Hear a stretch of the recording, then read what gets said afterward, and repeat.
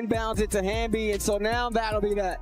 So the Indiana Fever come into here after losing 3 of their last. The Indiana Fever just walked out of Los Angeles with one of the grittiest wins of their entire season, but what went down in the final seconds has everyone shaking their heads. With only a 1-point lead and the clock winding down, the referees turned what should have been a simple finish into pure chaos, handing the Sparks extra possessions, questionable calls, and endless lifelines that left fans furious and players visibly frustrated. Caitlin Clark, even from the sidelines, was caught reacting in disbelief, and Sydney Colson didn't hold back either. What should have been a straightforward victory turned into a game dripping with controversy, conspiracy talk, and outrage across social media. So now the big question becomes, how did Indiana survive the madness? Why are so many fans convinced the officiating nearly robbed them of this win? And what does this mean for the Fever's playoff chase moving forward? Let's break it all down, because this wasn't just a game, it was a statement, a scandal, and maybe even a turning point in the entire WNBA season. Every time the WNBA puts 2 teams on the floor, you expect passion, defense, and clutch shots to decide the outcome. But instead, it feels like the biggest storyline night after night is the officiating. And this Fever versus Sparks clash was the perfect example. For 3.9 seconds of game time, the referees somehow managed to stretch it into what felt like an eternity, replay after replay, whistle after whistle, as if they were determined to make sure Indiana's 1-point lead wasn't safe. The Fever were clinging to a 76-75 advantage. The arena was loud, and the entire playoff race was hanging in the balance, with Indiana sitting in 6th and Los Angeles chasing them just 2 spots back. One possession, one call could swing the entire season.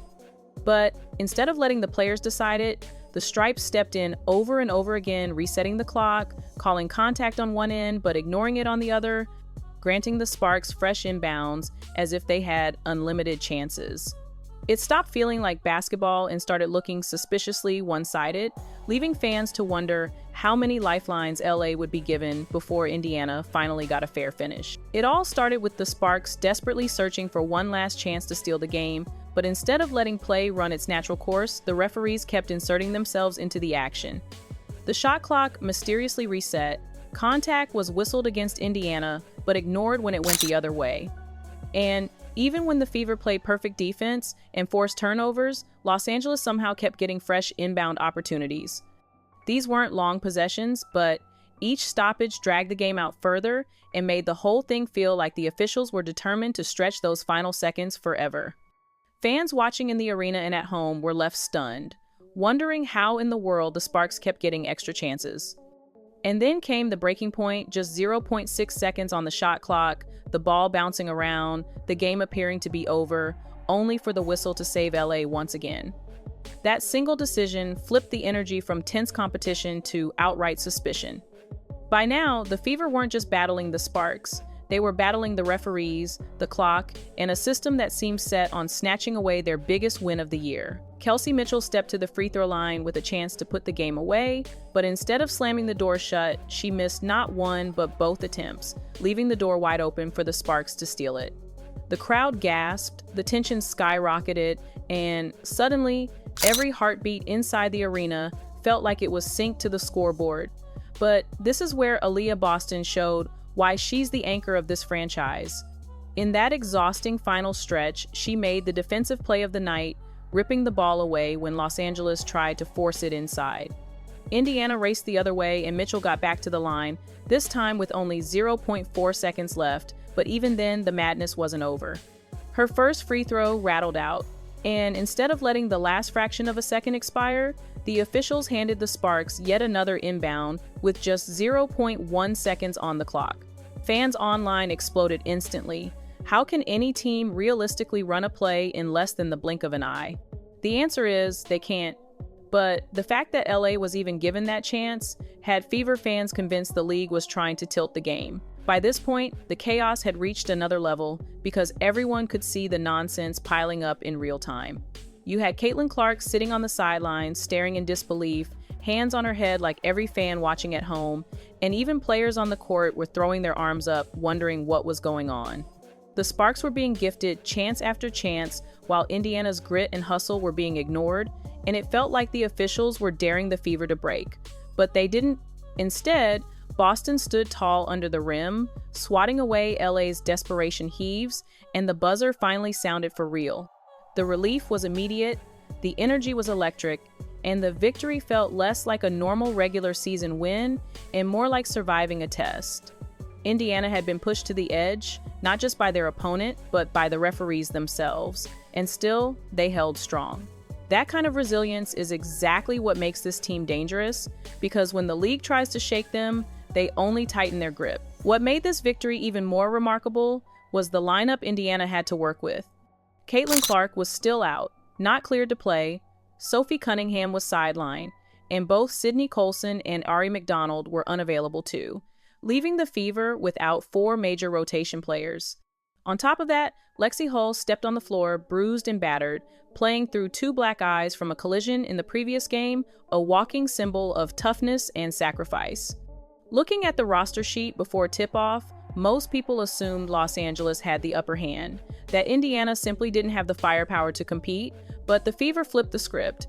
They turned what should have been a mismatch into a showcase of grit, depth, and resilience, proving that this team's identity isn't built on excuses, it's built on fight. And leading that fight was Odyssey Sims, the veteran who reminded everyone why experience matters in moments like these. Once a spark herself, she turned into LA's worst nightmare, attacking the rim with fearless drives, hitting tough shots, and steadying the Fever when it looked like the game might slip away. She poured in 21 points and closed the night by scoring the last 5 herself, putting the dagger right into the team that once wore her jersey. Every possession she touched late in the fourth felt like a message Indiana wasn't going to fold. Not tonight, not with their season on the line. Sims gave the Fever the composure they needed to push past both the sparks and the chaos from the refs, proving that sometimes one veteran's poise is all it takes to carry a team through the storm. But it wasn't just Sims carrying the load, because Aaliyah Boston once again proved why she's the foundation of this franchise. Her stat line told part of the story, but what really mattered was how she controlled the paint on both ends. She muscled through double teams, snatched rebounds in traffic, and forced the Sparks into awkward, low-percentage looks every trip down the floor.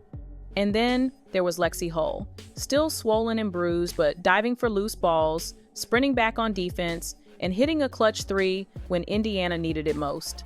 Add in Kelsey Mitchell, who even on an off night demanded so much defensive attention that she created space for her teammates. And what you had was a group that refused to fold. Missing Clark, missing Cunningham, missing depth off the bench, none of it mattered because this Fever team leaned on toughness, sacrifice, and trust in each other. And that's exactly why they walked out of LA with a season-defining win. Even off the court, Caitlin Clark stole the spotlight because while she didn't play a single minute, her reaction to the officiating became the story. Sitting in street clothes, she didn't hold back, calling out the referees and echoing exactly what fans had been screaming online. And she wasn't alone. Sydney Colson, sidelined by injury, blasted the inconsistency too, pointing out how Kelsey Mitchell never seems to get the whistle she deserves. Together, their voices turned one controversial ending into a league-wide conversation about fairness, accountability, and whether the WNBA's officiating is holding the game back. And then came the spark of hope. Clark spotted on the court before the game, moving through drills, hitting jumpers, and joining teammates in warm-ups. The timeline for her return is still a mystery, but her presence changes everything. Indiana just proved they can survive shorthanded, but the thought of plugging Clark back into this battle-tested core suddenly transforms the Fever from underdogs fighting for a spot into a team no one wants to face when the playoffs begin. The Indiana Fever's win over the Sparks wasn't just about the scoreboard, it was about proving they can withstand chaos, bad whistles, and the pressure of a playoff race without blinking. They were pushed to the edge by questionable officiating, missing 4 key players, and still they stood tall with Boston dominating inside. Sims closing with ice in her veins, and Hull showing toughness that inspired the whole team. And hovering over all of it was Caitlin Clark, her presence reminding fans that the scariest version of this team hasn't even stepped back on the court yet. When she returns, the Fever won't just be clinging to playoff hopes, they'll be ready to attack, to shock, and to force the entire league to take notice. So the real question now isn't whether Indiana can survive, it's how far this group can climb once they're at full strength. Because if they can overcome everything stacked against them in Los Angeles, imagine what happens when their star is back in uniform. The WNBA better be ready.